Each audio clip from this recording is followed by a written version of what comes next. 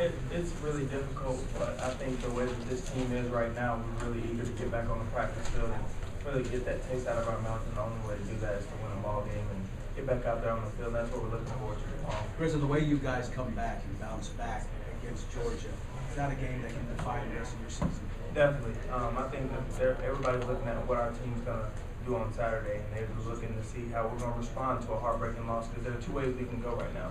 We can either feel sorry for ourselves about losing the game the way we did and go down to Georgia and get beat, or we can just come back to work and do like what we did this past week, and let's go to work and have physical practices every day and go down there and play well. So I think that's the approach we're going to take. How do you fix substitution problems? Just communication. Like I think that you heard, we had some communication errors down there on the end, and I think it just comes down to us communicating. And if we would have communicated, then the game would have been over. But that's something that we take on us, and we should have done a better job of that. What was it like those at the end of the game? What you saw, what you experienced, and if you could just go through that. Well, you go from one extreme of being excited about getting your first road win, beating the team the way you did, and excited, running down there to the fans and getting excited, then having to come back and play another play, and then losing the way we did, which was really heartbreaking. But it's something that it's always going to be stuck with us, and I think that's what we're going to take to the next couple of games when we play.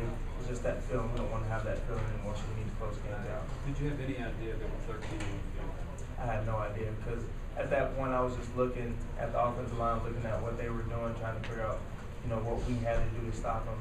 I never looked, behind me to see what was going on. And you weren't one of those going off the field that No. were 7 for you and all. No, I was still on there, but it was really difficult to, when we finally saw that we really did have 13, we were kind of just like, man, missed opportunity right there for us. It's not strange to see Georgia struggling the way that they are.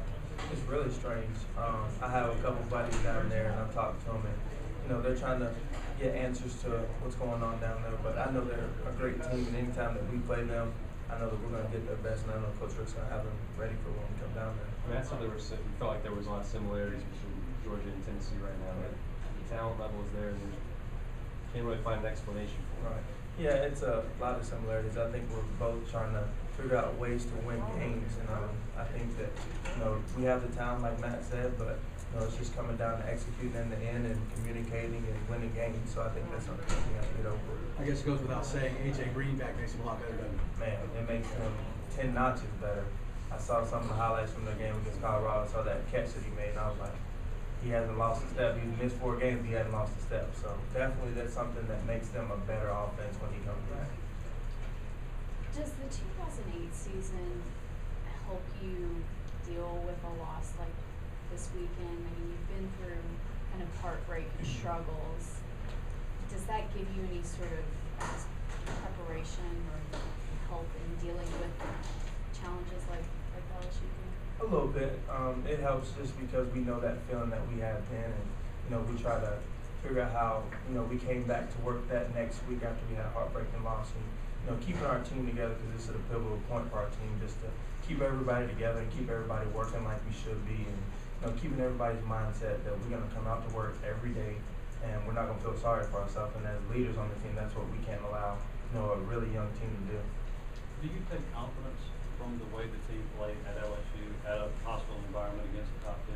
Definitely, because it was a big test for not only our team, but for the young guys that we have on our team. I was excited to see how well they played out there in the hostile environment, like you said. And I think we played really well for the most part in that game. Top 15 team, and we came in and played them toe-to-toe to the last second. So I was really proud of our team. When you look at Georgia's offense, you mentioned AJ, but Murray struggled a little bit. Just talk about what you see, the opportunities you see going against their offensive line and their system. I think we have an opportunity to come out and put more film on our resume just as a defense of coming out and playing good Tennessee football. I think that they're a great offense. Even with their struggles that they're having, they still have playmakers on their offense. I think that if we come out and play sound football, there's going to be another performance like we had last week, and that was a good showing for us.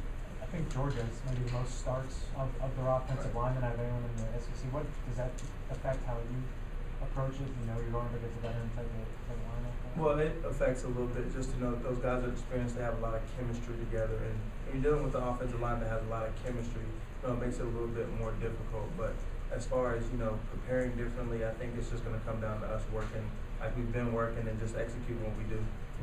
Chris, I'm sure you've seen the numbers. Tennessee is ranked 11th out of 12 teams in total defense right now. You're giving up 376 yards a game. Is that a testament to your opponents or where you are as a defense right now?